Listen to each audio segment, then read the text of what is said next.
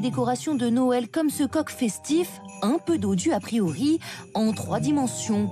Mais en réalité, il est simplement imprimé à plat, loin du design proposé sur Internet. Ça me paraît assez curieux et on a quand même l'impression que les images sont en surimpression. Selon cet expert en cybercriminalité, prudence quant au choix du site utilisé. Par principe, il est toujours préférable d'acheter sur des plateformes connues qui ont une ancienneté.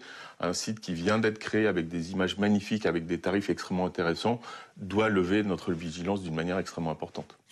Attention également aux publicités sponsorisées sur les réseaux sociaux, souvent peu contrôlées par les plateformes elles-mêmes. La disparition d'Estelle Mouzin était aujourd'hui, pour la dernière fois, au cœur des débats au procès de Monique Olivier, l'ancienne épouse du tueur en série Michel Fourniret. L'accusée a été interrogée sur le calvaire de la fillette, mais elle n'a toujours pas révélé le lieu où le corps a été enterré. Nathalie Pérez et Thomas Guéry. Que s'est-il passé dans les dernières heures de la courte vie de la petite Estelle Mouzin? C'est ce qu'a tenté de savoir la cour d'assises. Toute la journée, Monique Olivier a été sous le feu des questions. Le président l'interroge. En attendant le retour de Michel Fourniret, vous avez passé 4 heures avec Estelle dans le garage de la maison. Comment était la fillette? Que vous disait-elle? Elle pleurait, elle voulait sa maman, je lui ai dit « tu la verras tout à l'heure ».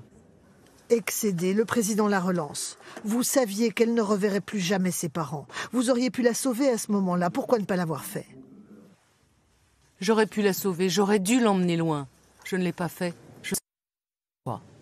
Il faut retenir rien. Aider Estelle, était tendre avec Estelle, consoler Estelle, cette petite fille qui n'avait pas mangé, qui réclamait sa maman, qu'elle a préféré s'éloigner. Monique Fourniret ou Olivier est une accusée au cœur complètement sec. Monique Olivier soupire, affirme qu'elle ne sait pas, qu'elle a oublié. Alors, pour la pousser dans ses explications, la cour d'assises lui présentait une pièce à conviction. Ce matelas retrouvé dans le garage sur lequel Estelle avait été installée. Le président lui demande, avant de l'avoir tuée, a-t-il abusé d'elle? Il avait peut-être l'intention de le faire, mais je pense qu'il ne l'a pas fait car elle avait toujours ses vêtements et ses chaussures. Ces paroles sont la seule avancée dans cette affaire. Ont-elles été de nature à apaiser les proches d'Estelle Mouzin? Son père n'a pas souhaité faire de commentaires. Après 3 semaines d'audience, les familles de victimes, et en particulier celle d'Estelle Mouzin, ont le sentiment que Monique Olivier n'a pas livré tous ses secrets.